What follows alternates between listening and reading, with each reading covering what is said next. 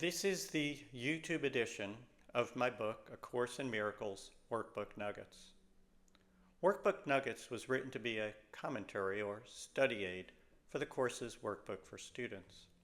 I'll begin by reading the book's full commentary on today's workbook lesson over a visual of the book's text. I'll then return with some impromptu thoughts and comments on today's lesson and my commentary. A link to the book on Amazon.com is provided below. Lesson number 11, January 11. My meaningless thoughts are showing me a meaningless world. Your thoughts determine the world that you see, not the other way around. The lesson tells us that this idea is a major step in our learning and that it contains the foundation for peace that we are trying to achieve. Presently, we probably believe that the world determines what we see. That is, we may believe that there is something objective out there and that this something is seen by us. The lesson tells us that the opposite is true. It is not the world, but rather our thoughts about the world which determine our perception.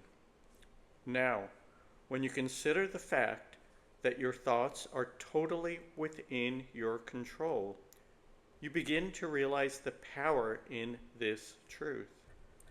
Your escape is within your control. Even better, although your meaningless thoughts are showing you a meaningless world, you also have meaningful thoughts. Those are the ones the workbook is teaching you to recognize.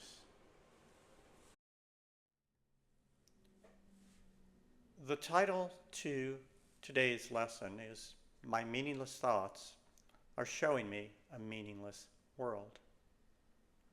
Like so many course phrases, this may sound strange and difficult to understand, but it actually follows directly from all the prior lessons. Recall that we have been focusing on how your understanding or interpretation of the world you see is determined by your views and life experiences. Well, if your understanding is off base, so will your view of the world and everything around you. As the lesson title states, your meaningless thoughts would be showing you a meaningless world. This all seems pretty obvious when you think about it, but the problem is we don't often slow down enough to think about it. A big part of the course is just slowing down enough to think. With the pace of our lives and now with the constant interruption of electronic devices, we often just exist and travel along in a fog. A Course in Miracles can be your opportunity to wake to the reality and present you are missing. But there is also the first glimmer of an even more important thought here. And that is, if you change your thoughts about the world, you change your world.